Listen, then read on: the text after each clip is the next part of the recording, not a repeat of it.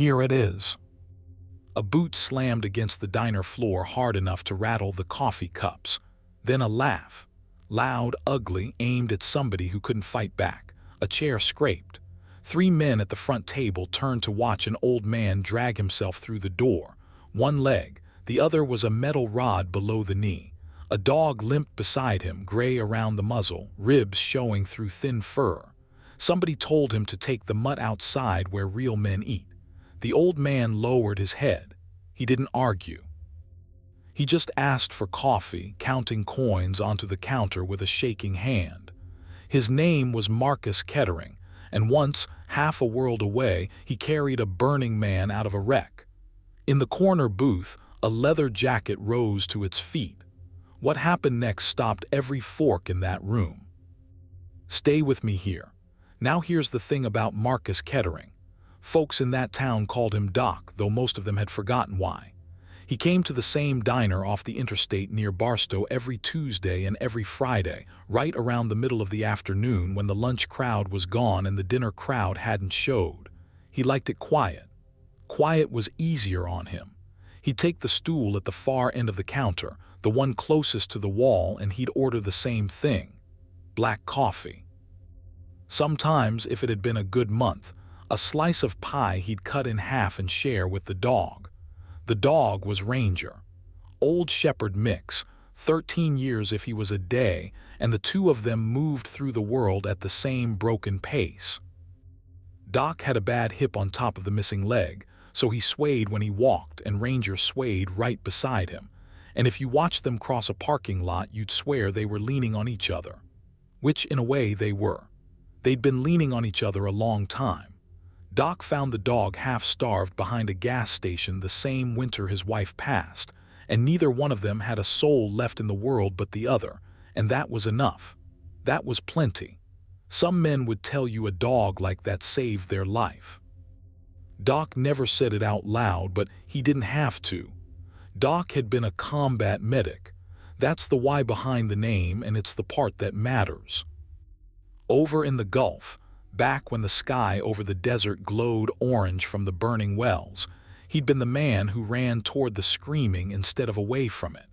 He'd pulled men out of vehicles that were cooking.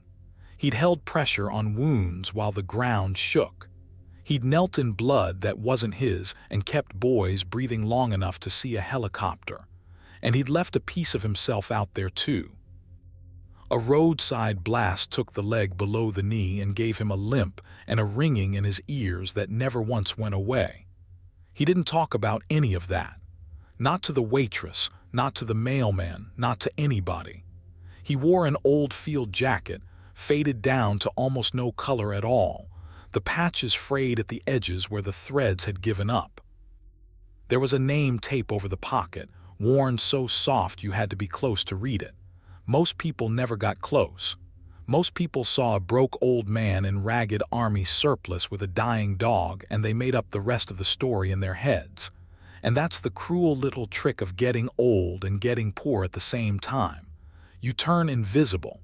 People look right through you like you're a smudge on a window. They don't stop to wonder what you carried, what you gave, who you used to be.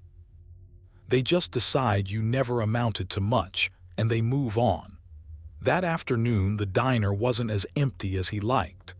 A table up front had 4 men in it, big fellows in work shirts, and they'd been there long enough to be loud.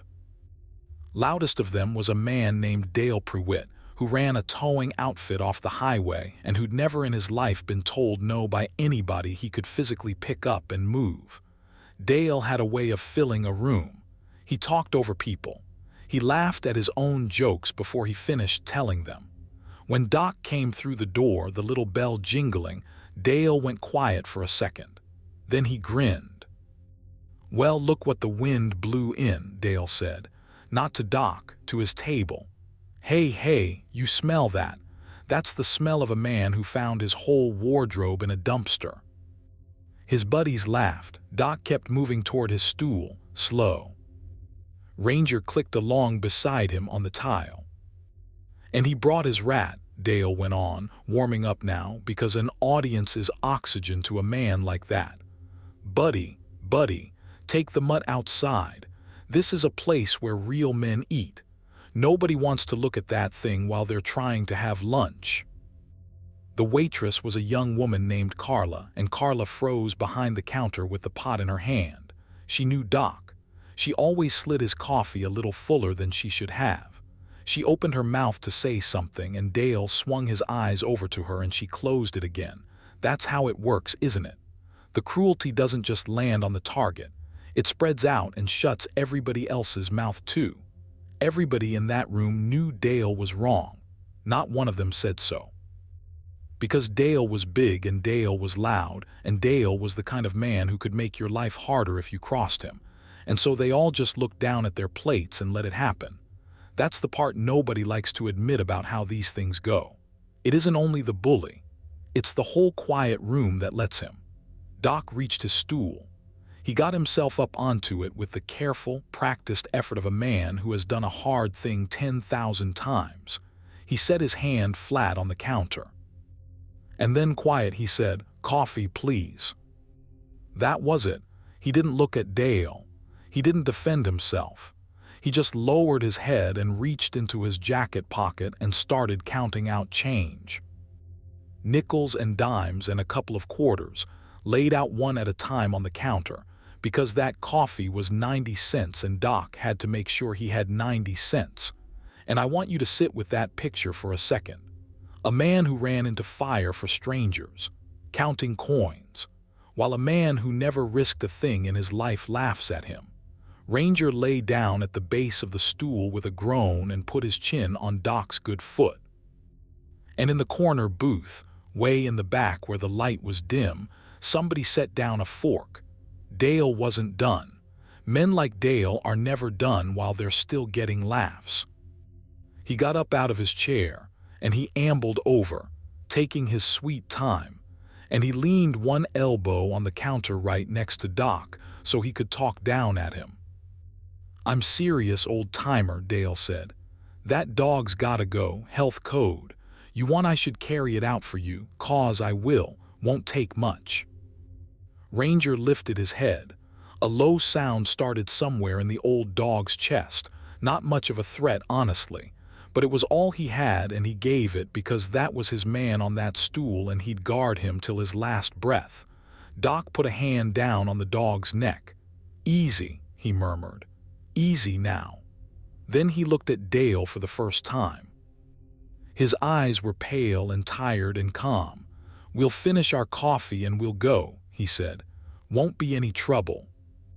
"Damn right you won't," Dale said, and he reached down toward Ranger's collar. "Now here's where it turns." A voice came out of the back of the diner. Not loud. It didn't have to be loud. It was the kind of voice that carries because everything about the man behind it makes you want to know what he's going to say. "Take your hand off that dog." Everybody looked, and the man standing up out of the corner booth was not a small man. He was built like a chest Fraser, gray in the beard, arms full of ink faded to blue-green with age. He wore a leather cut, a vest, and on the back of it were the letters and the winged skull that everybody in that part of California knew on sight. He was the president of the local charter of the Hells Angels, and his name was Raymond Mao, but the men who rode with him called him Diesel. Dale straightened up fast. His hand came off the collar like it had touched a stove. His three buddies at the table found something very interesting to look at on the wall, but Diesel wasn't even looking at Dale. That's the thing. He wasn't looking at Dale at all. He was staring at the old man on the stool, at the jacket, at that soft, worn name tape over the pocket, and something was happening on that big hard face that didn't fit it, something that made the whole room hold still. He walked up the length of the diner, slow, and he stopped a few feet away, and he read that name tape out loud like a man reading scripture. "Kettering," he said. Doc turned on the stool. He looked at the biker, and for a long moment neither of them said a word. "You don't know me," Diesel said. His voice had gone rough. "You wouldn't. It was dark and I was on fire and you were the last thing I saw before I passed out. But I know that jacket. I've been looking for that jacket for 20 years. You could have heard a pin drop in that diner. Dale had backed all the way up against the front table. Carla had both hands over her mouth. And Doc Kettering sat very still, the way a man does when something he buried a long time ago starts pushing up through the dirt. March of '91, Diesel said. Convoy took a hit north of the line. Our vehicle rolled and the fuel went up. I was pinned. My legs were pinned and I could feel it cooking me, and I remember screaming, and I remember everybody was screaming, and then this medic comes out of the smoke. Little guy. Wouldn't quit. He got the door and he couldn't move me, so he crawled in with me into a burning truck, and he cut my straps and he dragged me out by my vest with the fire on both of us. He stopped, his jaw worked. You know what I remember most? You didn't say a word the whole time. Everybody's screaming and the whole world's coming apart, and you were dead calm, telling me to breathe, telling me you had me. Like there was nowhere else you needed to be. Like a burning truck was just Tuesday for you. He shook his head slow. I never got his name. I got shipped to Germany and then stateside, and by the time I could ask, nobody could tell me. Records were a mess. Half the men I asked were gone themselves. I've carried that 20 years. Not knowing who to thank for the fact I get to wake up every morning. He looked down at the metal rod below Doc's knee. That's where you got that, isn't it? He said quietly. Not the same day, but same tour. Doc's eyes had gone wet. He didn't wipe them. He just nodded one slow nod. Roadside device, he said, 2 weeks after. I don't remember your face either, son. I'm sorry. There were a lot of trucks and a lot of fire that spring. You don't have to remember me, Diesel said, and his voice cracked right down the middle. I'll remember you enough for both of us. My kids know your face. I mean it. I don't know your name, so I couldn't tell them that, but I described the man who came out of the smoke so many times they could draw him. That's who pulled their daddy out. You've been a story in my house for 20 years, and here you are counting nickels for a cup of coffee. And then this enormous, terrifying man, this man that half the county was scared of, got down. Slow on account of his own bad knees, but he got all the way down onto one knee on that greasy diner floor in front of Marcus Kettering, and he took the old man's shaking hand in both of his. Thank you, he said. Thank you for my life. Now most stories, that's the ending. That's where you'd want the music to come up. The old man honored, the room silent, the debt paid. And if that's all this was, it'd be a good enough tale. But it isn't all this was. Because right about then, Diesel eased back up onto his feet and he turned around and he faced the room. And the look on his face had changed. The tears were still there. But underneath them, something colder had moved in. He looked at Dale, Prewitt standing frozen by the front table, and the whole nature of that afternoon shifted right there. Now, Diesel said, real soft, which one of you was gonna carry his dog out? Dale opened his mouth. Nothing came out. Sit down, Diesel said, not a shout, a command. Dale sat. Here's where it stopped being about an old man's pride and started being about something a whole lot heavier. Because Diesel pulled out his phone, one of those old brick phones from back then, and he made a call and he said 6 words into it. Come to the diner, all of you. Then he flipped it shut and he settled himself onto the stool next to Doc, and he said to Carla, sweet as you please, ma'am, whatever this man wants for the rest of his life, it's on my tab. And bring the dog a burger, a real one. If you've been with me this far, do me one favor. Hit that subscribe button, because what these bikers did over the next hour is the part nobody in that town ever stopped talking about, and you're going to want to hear all of it. 10 minutes later, the first bikes came off the interstate. You could hear them before you could see them, that deep rolling thunder rolling up from the highway, and then they turned into the gravel lot one after another, and they kept coming. 6, 10, 15.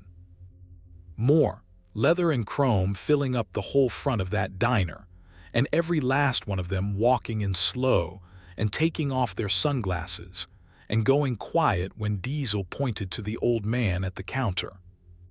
"That's him," Diesel told them. "That's the medic. The one from the truck. He's the reason I'm standing here to be your president. You treat this man like he's my own blood, because far as I'm concerned, he is." And one by one, these big rough men came up and shook Doc Kettering's hand. Some of them just nodded, too choked up to talk. A couple of them were vets themselves, and they knew exactly what that jacket meant, and they held on a beat longer. One of them, a heavy-set man with a Vietnam pin on his cut, held Doc's hand in both of his and couldn't get a single word out, just stood there working his jaw, and finally gave up and pressed his forehead down to the old man's knuckles for a second. Nobody laughed at him for it, not in that room, not anymore. One young rider knelt down and scratched Ranger behind the ears, and the old dog thumped his tail against the tile like he'd finally been let in on the secret that he'd done a good job all these years. Dale Pruitt was still sitting at the front table trying to make himself small, which is a hard trick for a man that size. And I'll be honest with you, I think part of him was hoping he could just wait it out and slip away. But Diesel hadn't forgotten him. Diesel don't forget anything. That was the whole point of the last 20 years. He walked over to Dale's table. He didn't raise a hand. He didn't have to. He just leaned down and put both palms flat on the tabletop and looked at all four of them. "You've got a nice little towing business," Diesel said to Dale. "Off exit 12, I've seen it. Good location." Dale swallowed. "Yes, sir." "You know how much business rolls through this stretch of road," Diesel said.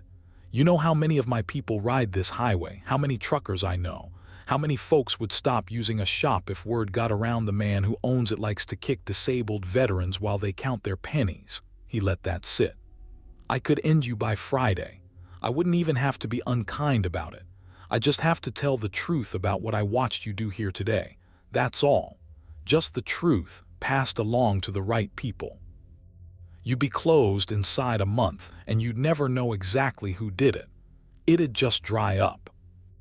And this is the part I want you to catch. The conflict wasn't a fist fight. Nobody threw a punch. It had turned into something worse for a man like Dale, hadn't it? It had turned into consequences, real ones, the kind that follow you home. Dale's face had gone the color of old paper. "Look, I didn't know," he started. "I didn't know who he was, I was just—" "That's exactly the problem," Diesel cut in, and now his voice did rise just a little, just enough. "You didn't need to know who he was. He's an old man with one leg and a sick dog. That should have been enough. You don't kick a man just because he can't kick back. That's the whole test of what kind of man you are. And son, you just failed it in front of 40 people." The diner was dead silent. Even the bikers had gone still. Then Doc Kettering spoke up from his stool, quiet like always. "Raymond." Diesel turned. It was maybe the first time in years anybody had called him by his given name, and it stopped him cold. "Let him be," Doc said. Diesel blinked. "Doc." "I mean it." The old man got himself around on the stool so he was facing the whole room. "I spent a lot of years being angry, son. Angry at the leg, angry at the ones who came home whole, angry at a country that seemed to forget me the second the parade was over. And you know what all that anger ever bought me? Nothing. Not one good day." He looked at Dale. "You want to ruin this man's business, you can, and maybe he's got it coming, but that won't put my leg back on, and it won't teach him a thing except how to be more afraid. Fear doesn't make a man better. I've seen plenty of it. It just makes him meaner and quieter about it." You could see Diesel wrestling with that. 20 years of guilt and gratitude all knotted up together, wanting somewhere to go, wanting to land on somebody. And this old man was standing in the way of it, asking him, of all things, for mercy on the man who'd humiliated him. "So what do you want me to do with him?" Diesel said finally. Doc thought about it. Then he looked at Dale. "You run a tow truck," he said. "Yes, sir," Dale said. Barely a whisper now. "There's a VA outreach place other side of Barstow. Fella named Owens runs it. Half the men who come through there can't get to their appointments. No car, no bus that goes the right way, no money for a cab. They miss their checkups, they miss their medicine, and some of them, well, some of them don't make it, and it's for no better reason than they couldn't get a ride." Doc's pale eyes held steady on Dale. "You've got trucks and you've got drivers. You give 1 day a week to hauling those men where they need to go. Free. You do that for a year and we're square, you and me." Dale stared at him. I don't think anybody in that room, least of all Dale himself, had expected that. The man had come in swinging his weight around, expecting the world to bend, and here was the very fellow he'd mocked handing him a way to climb back up out of the hole he'd dug. "That's it," Dale said. "You'd let it go for that." "Mister," Doc said, and there was something almost gentle in it, "I've buried better men than you and worse men than you, and they all weighed the same when I carried them. I don't need to see you broke. I need to see you be better than you were an hour ago. That's the only thing I've got any use for anymore." Dale Pruitt put his face in his hands. His shoulders shook, and when he looked back up his eyes were red and he said, "Yes, sir, 1 day a week. I'll start Monday. I swear to God I will." And you know what, he meant it. You can always tell when a man means it. It's the one thing you can't fake.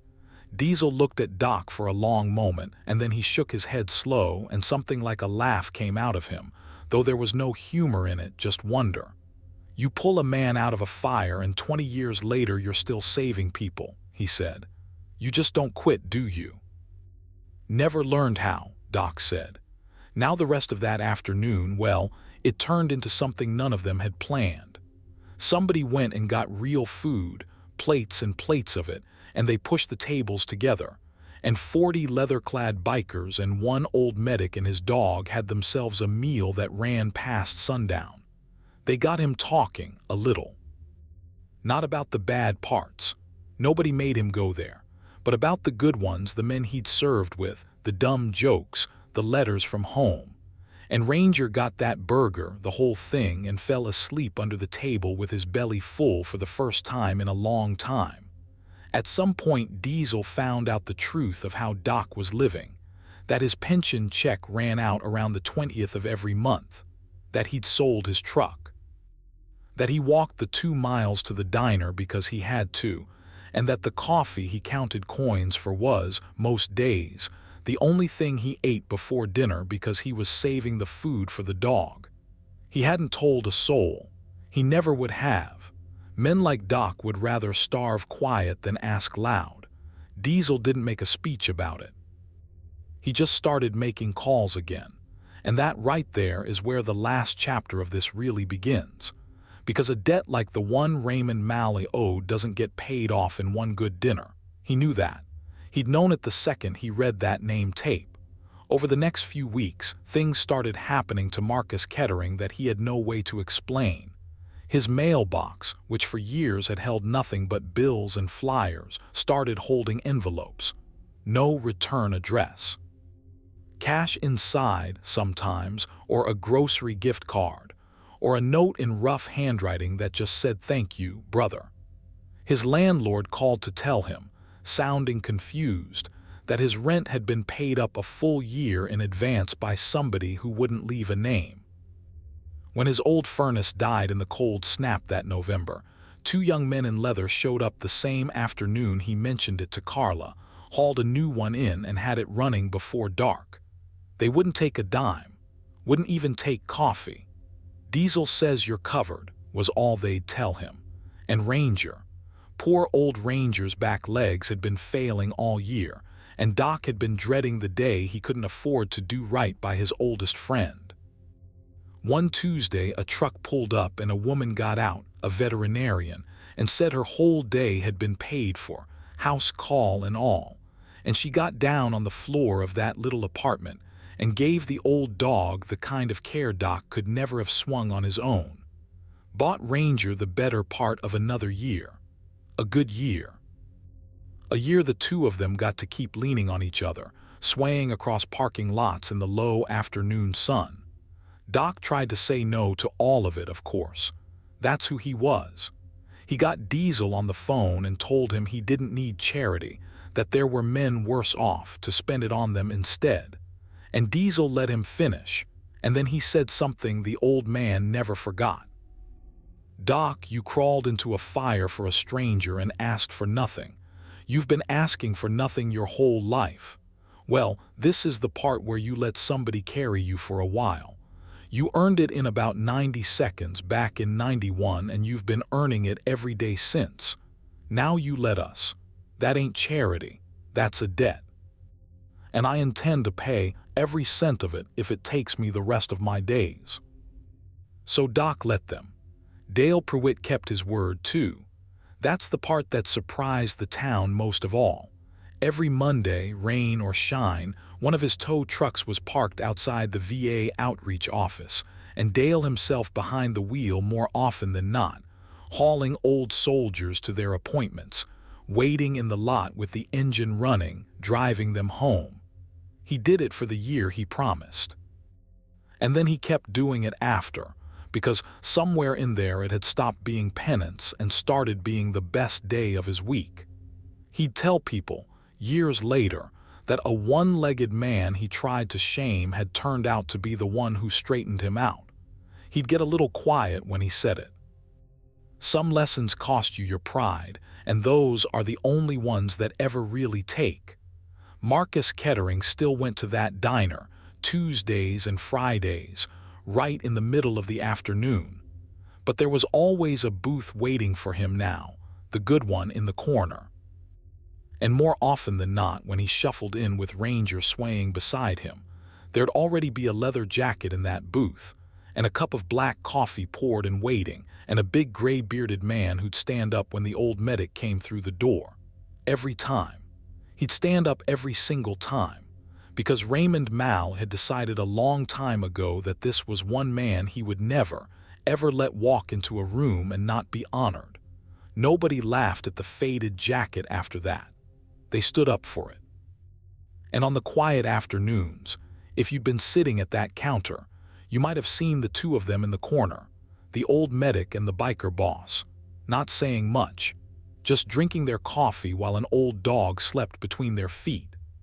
Two men who'd met once in the smoke and fire of the worst day of their lives, found each other again in the last good stretch of it, and finally, after all those years, got to sit down together in the peace that one of them had bled to give the other.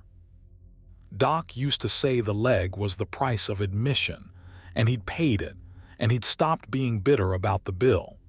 He said a man doesn't get to choose whether the world is kind to him. He only gets to choose whether he's kind to the world, and then wait and trust that somewhere down the line it comes back around.